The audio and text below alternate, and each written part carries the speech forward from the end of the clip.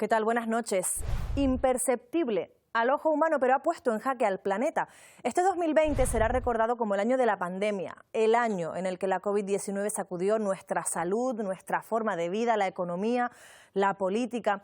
Volvió del revés a más de 7.700 millones de personas en todo el mundo. Sin embargo, esta noche no les vamos a hablar de cifras, ni de medidas para frenar su expansión, ni siquiera de vacunas. Esta noche queremos que sean ellos y ellas quienes se han enfrentado cara a cara al virus, quienes nos cuenten cómo lo hicieron en su momento, qué sintieron y cómo lo afrontan 9 meses y medio después de la declaración del primer caso de coronavirus aquí en Canarias. Hoy, el protagonismo es de todas las personas que han quedado marcadas por el virus. Estuve 31 días en la UMA, los 17 sedados más 14. Hubo un momento en el que pensé que me iba para el otro lado. Te dicen el primer día, después de tu padre haber ingresado, hazte la idea de que tu padre puede fallecer. Y es lo más duro que me ha podido pasar, porque me daba miedo estar con ellos por si yo los podía contagiar. Me daba pavor. Hemos llorado como todos, caben esperar, pero no decimos que eso lo hacemos, porque nuestro papel no es llorar, nuestro papel es seguir trabajando por los enfermos.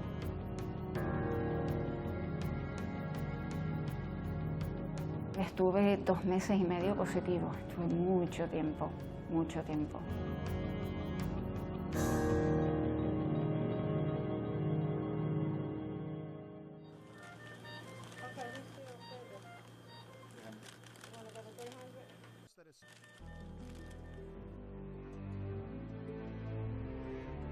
El jueves ya la cosa se puso fea, ya no me sentía muy bien.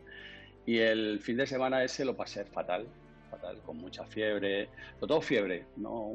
Y mal cuerpo, no tenía ni tos, ni dolor de nada. El otro síntoma característico son los síntomas respiratorios de cualquier virus respiratorio clásico. Yo me notaba ya que la respiración no era igual. Fui al médico pensando que eso era lo que me pasaba siempre, un resfriado y tal. Y hay otro síntoma también muy típico, que es el cansancio extremo, la astenia. Dolor de pecho, disnea, cansancio, tenía un poco de todo. Y sobre todo, dolor de pecho. Y ganas de estar en la cama acostado, sin fuerza, ¿no? Y desde luego el día que fui al hospital, ese día perdí las fuerzas por completo. Fue un espanto, porque la verdad es que ahí me vine abajo.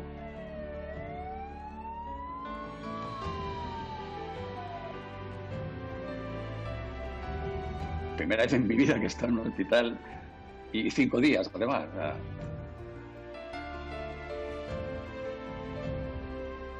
Me explicaron que había 3 plantas de gente de COVID, ¿no?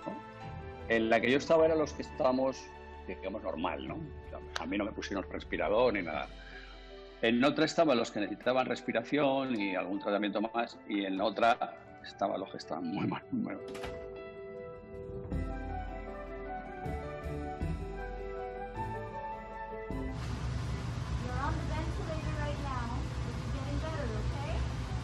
En este caso, el Baptist Hospital, que está aquí en el sur de la Florida, en Miami, es un hospital gigante, tiene 1000 camas más o menos.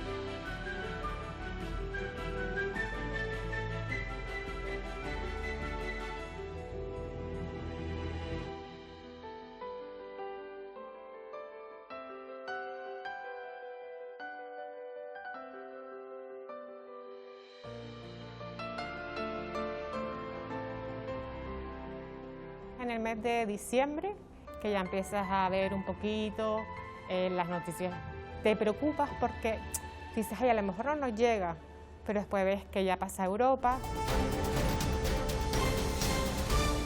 La Organización Mundial de la Salud acaba de declarar la situación de emergencia internacional por el virus chino. Bueno, se vea como los otros coronavirus, los otros síndromes que se han quedado en Asia, y realmente yo empiezo, si me permite la expresión, a mosquearme cuando llega el primer caso a Italia.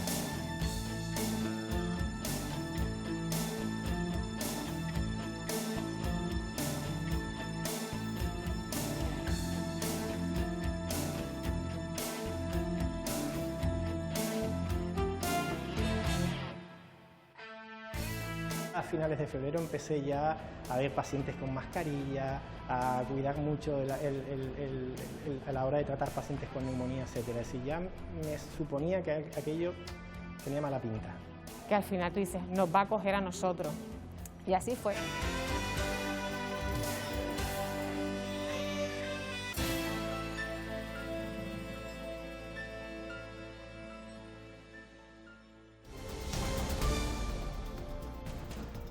Primer caso de coronavirus en España. Ha dado positivo un ciudadano alemán que llevaba varios días bajo control sanitario. Ayer ya el Centro Nacional de Microbiología confirmaba que uno de esos casos era positivo.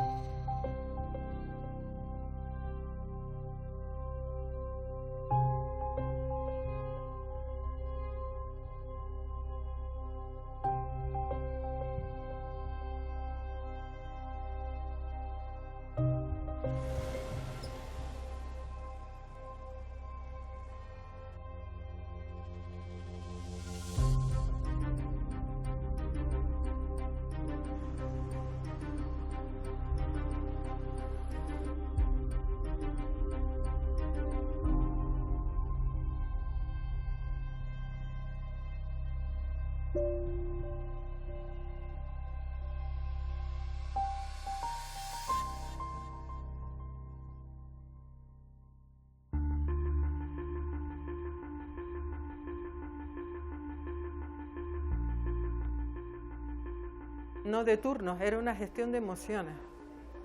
Una gestión de emociones terrible, porque todo el mundo se deshacía por colaborar, todo el mundo se deshacía, todos por ayudar.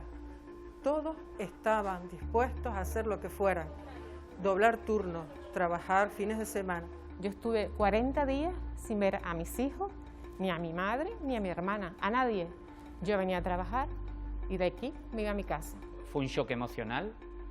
Tuvimos que cambiar literalmente todos los procesos de atención al paciente. Mi planta era una planta destinada al área quirúrgica, como neurocirugía y urología.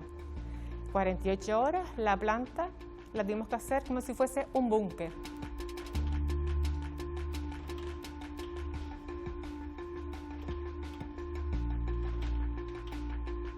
Para poder hacer sectores de área sucia, área limpia y zona de tránsito, hacer un circuito de trabajo, a ver cómo vamos a trabajar. Todos teníamos que hacer lo mismo, todos teníamos que estar de acuerdo. Y eso no es fácil, porque encima es con una enfermedad que desconocías un poquito. Fui yo la primera que entré.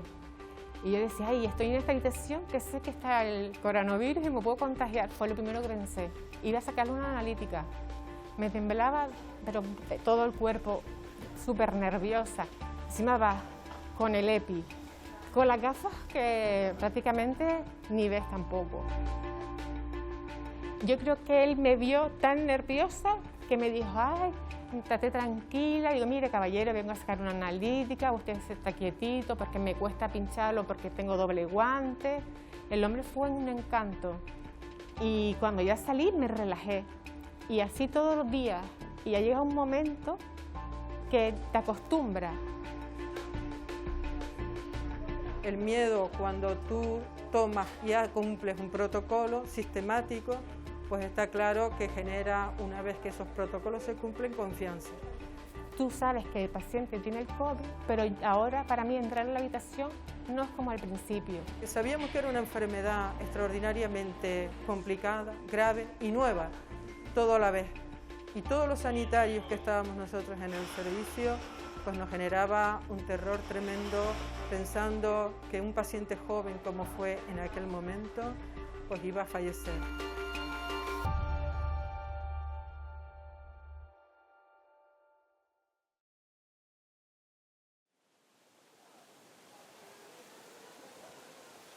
Esas 2 noches no dormí, sino sentado en la cama. No podía acostarme porque me asfixiaba.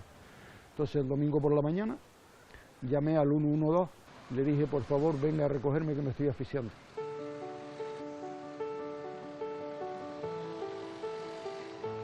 El último recuerdo que tengo es ese, la cama rodando por un pasillo, se acerca una doctora con una bata blanca, me dice, Eustaquio, soy Mónica, tu doctora, tu médico. Yo no recuerdo nada más.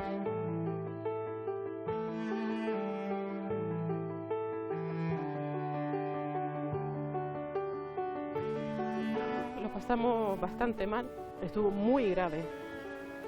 Tenía el nivel de oxígeno al 80%, me dijo que me hiciera la idea de que mi padre podía fallecer. Con miedo porque es algo desconocido, al no controlar lo que iba a pasar. Yo me acuerdo los primeros días cuando venía al hospital, venía a ver pacientes. El miedo lo notas a lo mejor en casa, cuando ya te metes en la cama por la noche, ese momento de decir, voy a descansar y empiezan a venirte las imágenes a la cabeza. Sin ser miedo sí que hay un poquito de qué va a pasar con todo esto. Pero al principio las noches eran más duras que los días, porque los días venías, trabajabas, hacías el trabajo y salías. Ese componente emocional de aquellos que a pesar de todo no hemos podido sacarlos adelante. Es una factura que yo no se la pregunto a nadie del servicio, porque somos un servicio de batalla, el servicio de las medicinas intensivas, y no exteriorizamos, no estamos acostumbrados a exteriorizar estrés ni emociones, porque no nos toca exteriorizarlas. Gente joven que se veían en una situación tan delicada como esta y no tener las armas para poder ayudarlos, la verdad que genera pues desazón.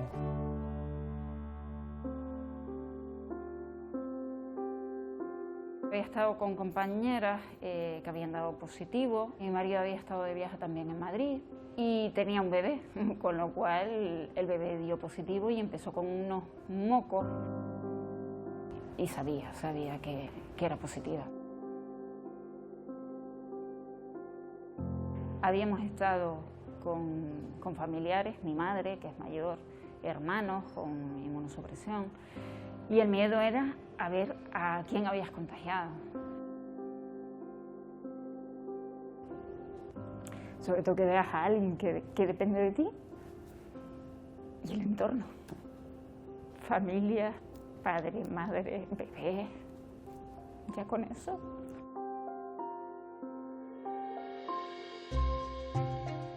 Sí que es miedo a contagiarte por la gravedad que muchos pacientes presentaban, ¿no? Pero no es miedo, es tensión, más que miedo es tensión. Pero ahora es como que estoy yo más segura de lo que yo tengo ahí dentro. ¿Sabes? Estamos como más controlados. Que sí es verdad que te puedes contagiar, pero es que te puedes contagiar en el supermercado, en un ascensor, en un parque. El trabajo que hace esta gente, hay que valorarlo, porque se juega la vida cada día. Y además se puede llevar a su casa, ¿no?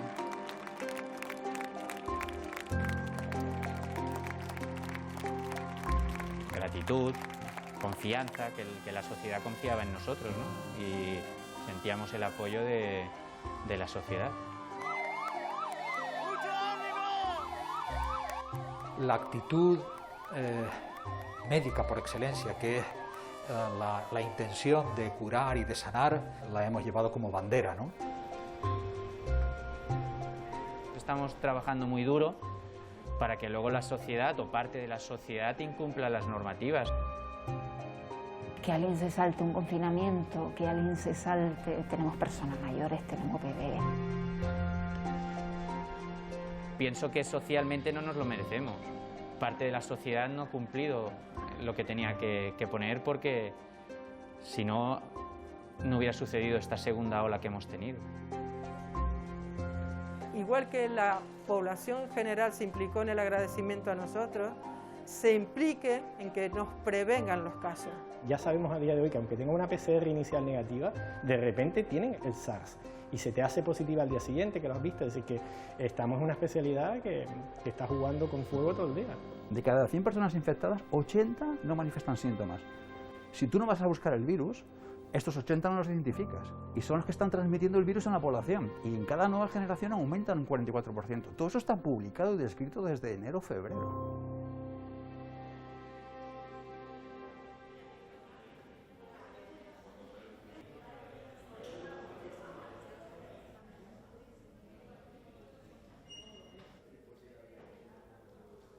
Sé que yo pues tengo esas herramientas que puedo ofrecer y que estamos ante una situación excepcional, pues pensé que era mi deber.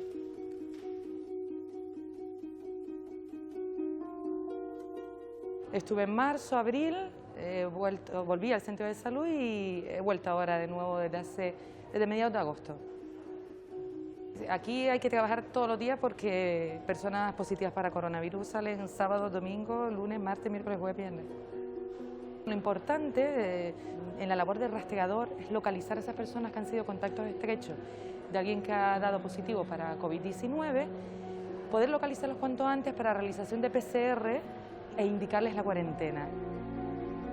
Hola, soy Marta, enfermera del equipo de rastreadores de la Gerencia de Atención Primaria. Sí, mire, le llamo, no sé si ya le han comunicado el resultado de la PCR que se hizo ayer. Puede ser que lo sepa o no, en el caso de que no lo sepa, yo le voy a dar la información, siempre con unas palabras de acompañamiento y saber cómo se encuentra, porque es lo primordial. Le puedo ayudar en algo. Mire, mi labor es pues saber, en la medida que podamos, que usted me pueda decir, las personas con las que usted ha estado, porque la labor de rastreo no es, podía verse en algún momento como un poco policíaca, ¿no?, por así decirlo, pero hay que verla desde el otro lado, es decir, estamos para una tarea básica en tiempos de pandemia, que es evitar que se siga transmitiendo el virus. Esta semana me toca lunes a viernes, me vengo el sábado, o estoy de 8 a 3, pero me te vas a las 5:30. Llamo a la persona que ha dado positivo, me ha dado 7 contactos y voy por el cuarto, y son las 3. Pero yo no me quiero ir porque quedan 3 personas que si no las llamo, no, lo lógico y coherente es que esa persona ya alguien le haya llamado y le haya dicho soy positivo, te van a llamar, quédate en casa, pero puede ser que no.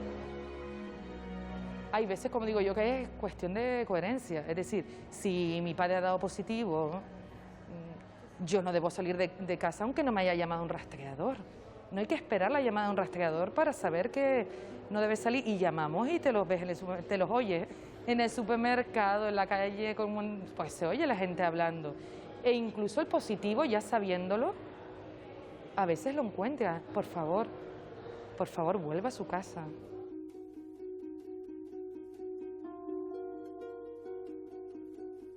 En marzo era muy duro, porque estaba empezando todo, aparte de que personalmente también era una situación excepcional para todos. De hecho, tuvimos un psicólogo que vino al grupo, al equipo, y nos ayudó a la hora de lidiar con todos esos duelos, donde las personas se te echaban a llorar por teléfono, y porque había fallecido su marido y no había podido verle. Y eso se vivió en marzo. Y a la misma hora de estar indicándole cuarentena, que en marzo había un confinamiento, pero una cuarentena en marzo significa que no puedes ir al supermercado. Entonces, fue duro.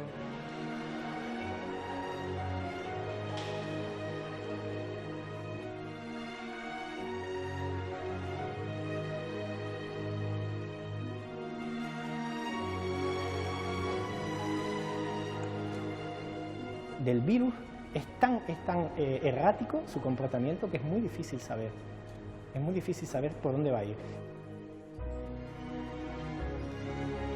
Me acuerdo que lo hablaba con el médico, me dio negativo, que esa noche pensé que me moría con la presión en el pecho. No se saben los diagnósticos, hay un tema ahí de inmunosupresión también, pero no se sabe. El problema es lo desconocido de este virus, ¿no? Que yo lo único que me estaba tomando era paracetamol para intentar bajar la fiebre, porque no había otra cosa, ¿no? Luego ya sí, en el hospital me dieron el Remdesivir y los esteroides, y ahí ya es distinto, ¿no? El Remdesivir sí se ha visto que tiene los estudios que los pacientes más graves parece que reduce sobre todo su tiempo de recuperación, etcétera, pero también nos falta mucho estudio con el Remdesivir. Lo estamos usando, los resultados no son malos, deberían ser mejores, claro que sí, como todo. La mejora en los tratamientos y el diagnóstico precoz ha ayudado a, de alguna manera, controlar la posibilidad de casos más graves.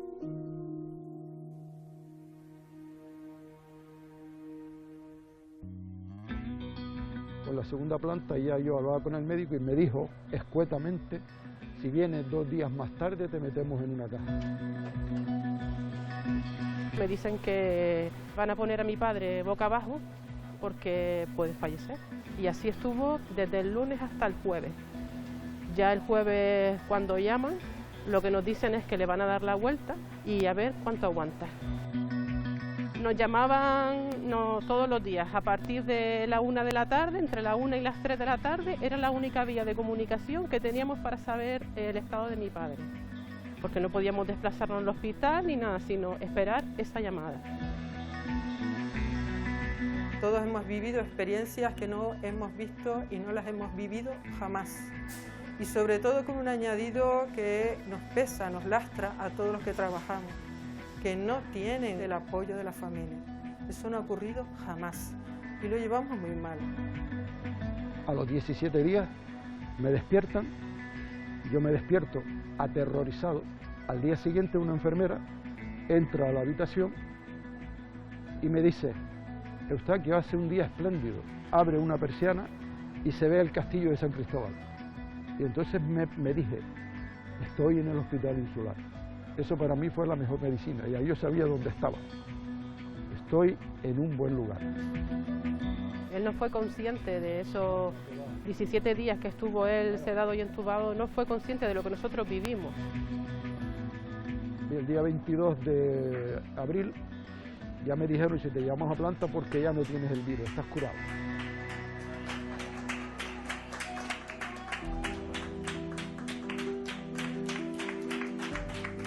Cuando me dijeron eso digo, ya estoy salvado, le dije, estoy salvado. Como un día de Reyes para un niño pequeño, pues igual. Este fue el mejor regalo que he tenido en mi vida.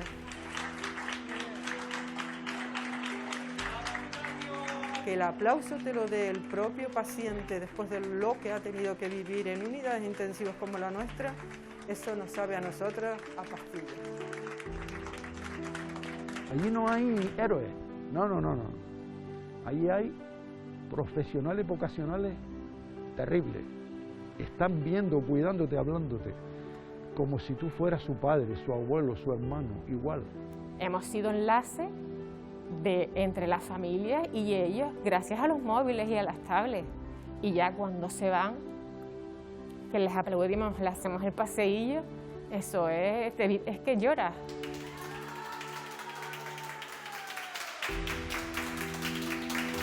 Lo que te transmiten, la paz y la tranquilidad, a pesar de la gravedad, te transmiten mucha calma. Y eso, quieras que no, te ayuda.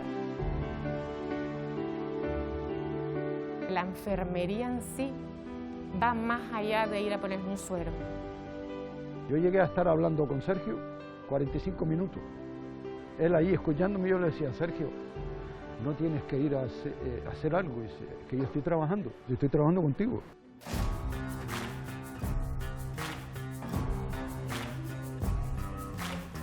Todos los esfuerzos estuvieron volcados durante los primeros 2 meses en atender a los pacientes COVID. Lo que principalmente se hace es reinstaurar la funcionalidad de esos pacientes a través, pues, de las movilizaciones pasivas de esos pacientes, de la incorporación poco a poco, pues, a que puedan estar sentados, a que puedan incorporarse, que puedan verticalizarse y ponerse de pie.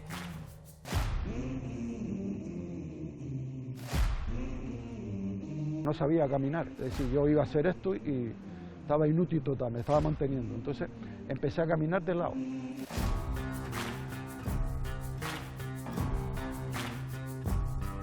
Yo secuelas no, que yo hasta ahora no noto nada. Lo único que cuando salí del hospital como que me cansaba un poco más, ¿no? Este es el problema del virus. Hay gente que lo afecta muchísimo, que los mete en insuficiencia respiratoria, los mete en UMI, y otros que lo pasan prácticamente asintomáticos, sin tener síntomas, sin darse cuenta. Las secuelas que ha dejado y que está dejando el COVID, los pacientes lo pueden relatar, son secuelas bastante severas en casos, ¿vale?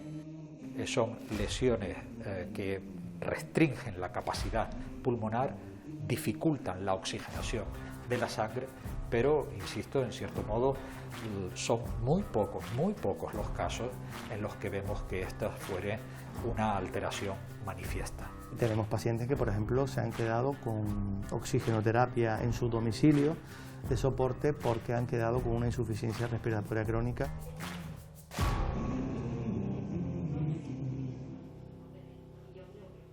El paciente relata disnea, cansancio, fatiga, pero sus parámetros respiratorios son buenos, pero en cambio se cansa con facilidad.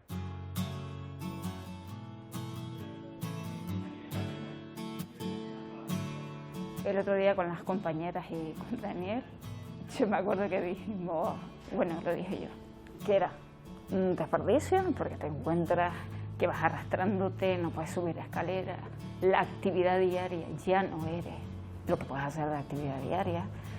Voy con aerosoles a todas partes, cuando yo antes salía a correr. Y a través del ejercicio terapéutico y el entrenamiento de miembros superiores, miembros inferiores y de la musculatura respiratoria y conjuntamente con entrenamiento aeróbico, pues durante esas 10 semanas de forma progresiva el paciente va mejorando, va haciendo pequeñas adaptaciones al esfuerzo. Lo que quiero es trabajar y volver a mi vida.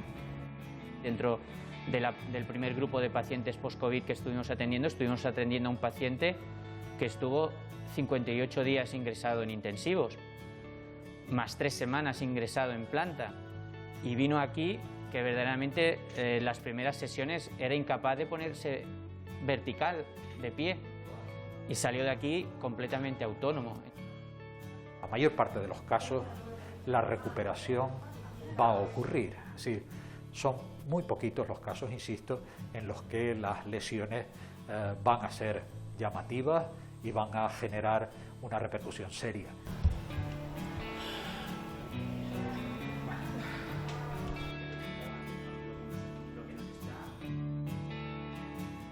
Mi cerebro hace más limpio de día a día. Es que si no es insufrible. Tienes que salir de aquí pensando que mañana es un día nuevo y a ver cómo empieza. Si no es imposible, no lo puedes llevar. Poníamos toda la carne al asador, poníamos toda la voluntad, pero lamentablemente hubo pacientes, ¿verdad?, que, como todos sabemos, que quedaron por el camino y esto pues generó mucha impotencia. Mira, yo de toda esta historia, lo que peor he llevado es lo que es la parte emocional. Con un señor que estaba falleciendo y estaba solo. ¿Sabes? Estaba yo, le di mi mano y estuve un ratito con él. Pero claro, él me miraba y yo veía a una gafa, a una bata, pero no veía a nadie de su familia.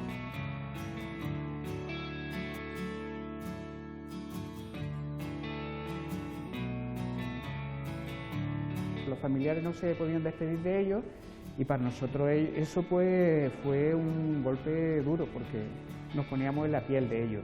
La señora que estaba hospitalizada en la planta, el marido en cuidado intensivo, nos pidió que quería despedirse de su marido cuando le informamos que su marido estaba en la fase final de su vida. Entonces ahí fue donde dijimos, aquí hay que hacer algo.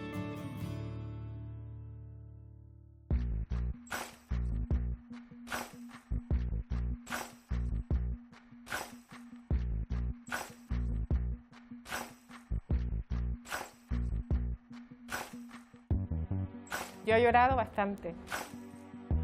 Pero después tenemos la otra parte, que los vemos, venga, ¿cómo estás hoy? Los animamos, ya verás que va todo bien.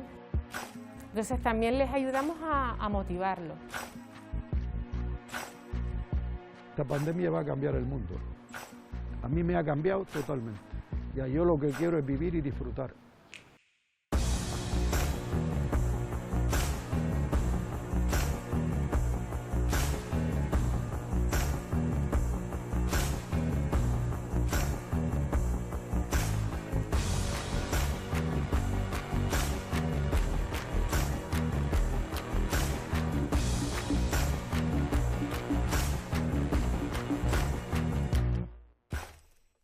Una noticia per tu. Sì. Domani va a casa, ok? Domani vado a casa. Va bene, vuol dire che sto bene.